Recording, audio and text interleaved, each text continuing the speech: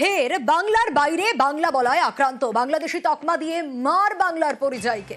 BJP শাসিত ওড়িশায় ফের আক্রান্ত বাংলার শ্রমিক। ভুবনেশ্বরে মারধর, মুর্শিদাবাদের ৮ পরিযায়ীকে। আক্রান্তরা ভগবানগোলার হাসপাতালে ভর্তি।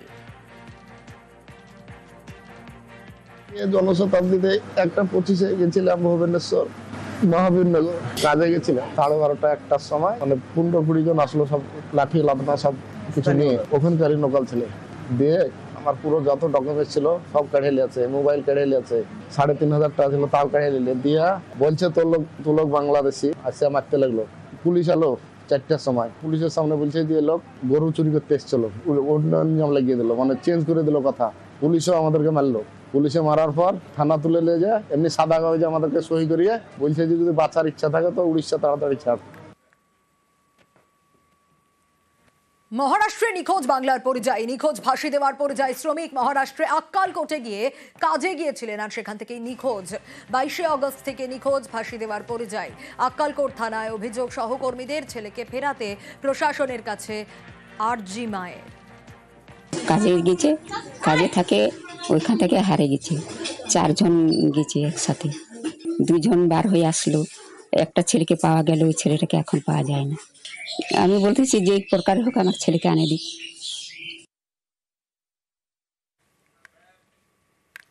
বিজেপি বিধায়কের অনুপ্রবেশের অভিযোগ তোলায় শোকজ। অশোক কীর্তনিয়ার পরিবারের বিরুদ্ধে অনুপ্রবেশের অভিযোগ তুলে মতুয়া মহাসংঘের লেটার হেডে নালিশ। বনগাঁর মহকুমা শাসকের কাছে নালিশ করায় শোকজ। মহকুমা কমিটির সম্পাদক প্রসেনজিৎ বিশ্বাসকে শোকজ করলেন মতুয়া মহাসংঘের প্রধান মমতা বালা ঠাকুর। অনুমতি ছাড়াই পদক্ষেপ নেওয়ায় শোকজ বলে দাবি।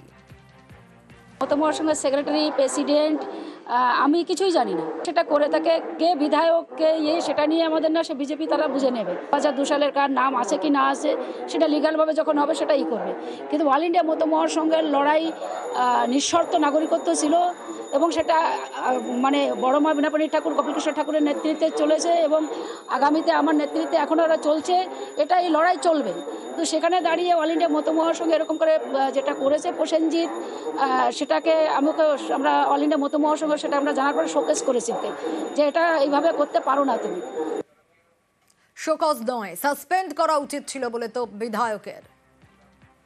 প্রসেনজিৎ বিশ্বাস যেটা বলেছিল সম্পূর্ণ মিথ্যা কথা বলেছে। মমতা বালা যিনি তৃণমূলের সাংসদ, উনি তো উদ্বাস্তুদের ভালো চায় না।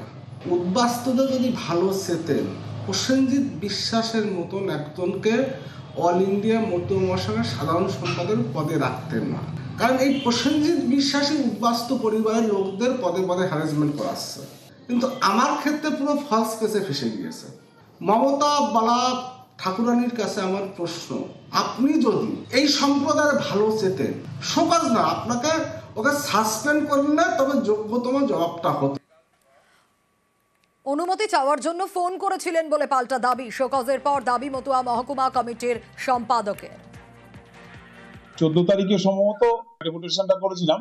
তার আগে আমি 12 তারিখ রাত্রিবেলায় আমি বিকেল বেলায় ফোন করি মার কাছে পারমিশন নেওয়ার জন্য, কিন্তু উনি ব্যস্ত থাকার জন্য আমি আর ফোনে ওনার সঙ্গে কথা হয়নি। এটা সত্যি কথা, এটা আমি বনগাঁ মহকুমা কমিটির পক্ষ থেকেই আমি ডেপুটেশনটা করেছি।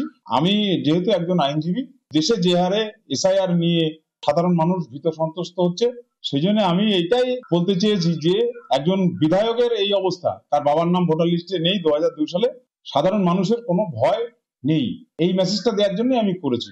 আর যদি আমি কোনো ভুল করে থাকি তার জন্য সংগঠন যা তার পদক্ষেপ নেওয়ার নেবে, আমি তার উত্তর আমি দেবো।